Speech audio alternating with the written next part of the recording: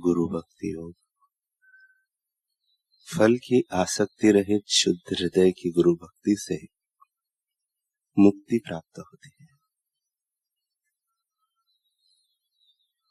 गुरु सेवा से मन की अशुद्धि नष्ट होती है। गुरु सेवा हृदय शुद्धि के लिए एक बलवान चीज है। भावना पूर्वक गुरु की सेवा करो। अपने गुरु के समक्ष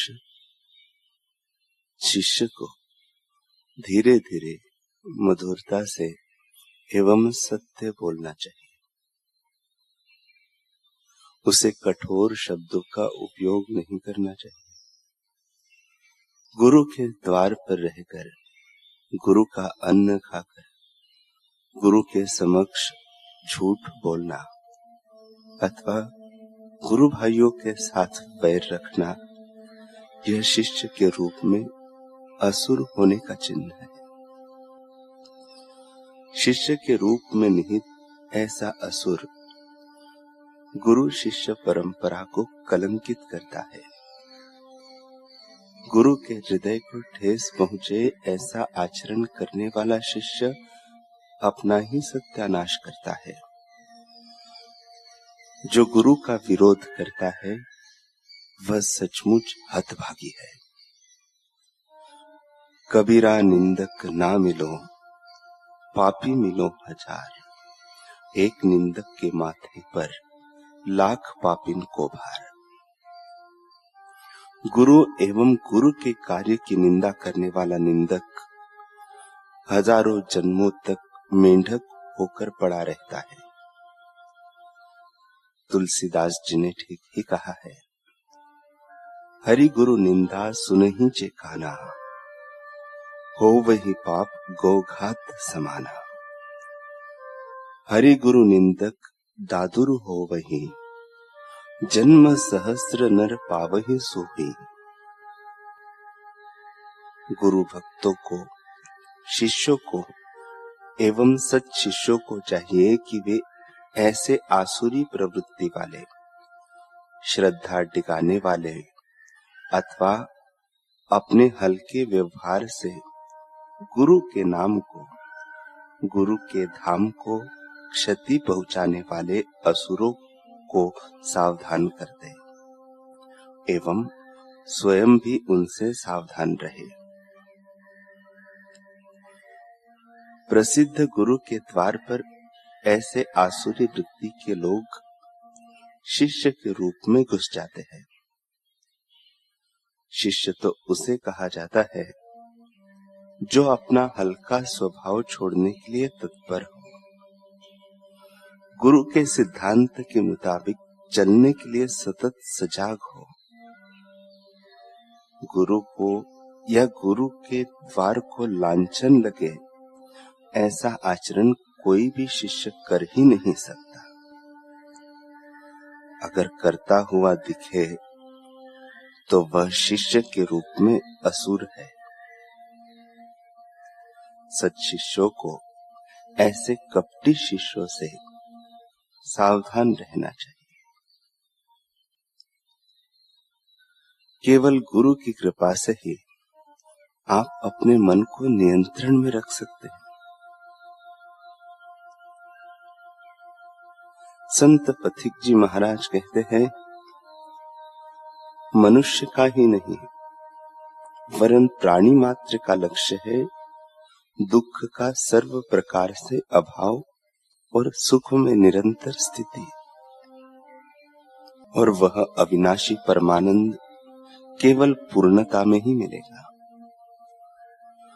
अभी तक तुमने जितने आधारों को आनंद प्राप्ति के लिए पकड़ा वे सभी अपूर्ण ही हैं। जब तुम पूर्ण तत्व को समझ लोगे तभी पूर्णानंद के दर्शन भी होंगे। अब यह भी देख लो कि वह पूर्ण तत्व है क्या। सोचकर सद्गुरु के महावाक्यों पर ध्यान दो। वह पूर्ण तत्व अखंड रूप से व्यापक है, पर अपनी धुन में दीवाने पथिक तो चलते ही रहते हैं। प्यारे साथी, यदि तुम न भी चलो तो कब तक? अंत में माया बंधन दुखों से निकलना ही पड़ेगा। तब इधर जितना समय खो दोगे उसका पश्चाताप ही तो होगा। अतः अब कायर न बनना, कहीं रुक न जाना। हे पथिक, आओ अब अपने परमानंद लक्ष्य की ओर चलने का पथ जो सद्विचार है उसी जगह चलो। पथिक, सावधान होकर समझो। आओ प्रथम भगवान सद्गुरुदेव की मंगलकारी स्तुति करते हुए इस शुभ मुहूर्त को और भी परम शुभ बनाओ। अब हम पर तुम दया करो गुरुदेव जी। कितने दिन से भटक रहे हैं, दुख के कांटे खटक रहे हैं। कहां कहां हम अटक रहे हैं। करुणा कर मम हाथ धरो। मैं आचार विचारहीन हूँ, निर्बल हूँ, अतिशय मलिन हूँ। यही विनय सब भांति दीन हूँ। मोहि न परखो खोट करो। तुम ही मेरी सद्गति दाता, तुम ही पिता, तुम ही हो माता। तुम ही सब रस सब विधि त्राता। आज हमारे क्लेश हरो। अब हम पर तुम दया करो गुरुदेव जी। पथिक रूप में अविनाशी आत्मन, तुमने सद्गुरु संत सत्संग कृपा के बल से अपने परम लक्ष्य परमानंद का जो सद्विचार पथ है उसे तो पा लिया।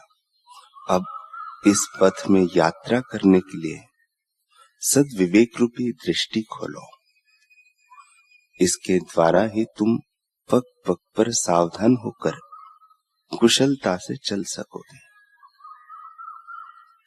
स्मरण रहे, उसी समय तुम्हारी दृष्टि के आगे धुंधलापन आ जाएगा। जब तुम अपनी कामनाओं के पीछे दौड़ना शुरू करोगे तब तुम उस सत्य प्रकाश के पथ में न जाओगे। सावधान रहो कि तुम्हारे ही मनोविकार तुम्हारी उन्नति में बाधक और दुख हो सकते हैं। अतः इन पर दृढ़ संयम रखो। देखो, जब तक तुम्हारी सद्गुरु प्रदत्त विवेक दृष्टि कुछ विकृत हो जाए तो कहीं भी इधर उधर मत दौड़ो।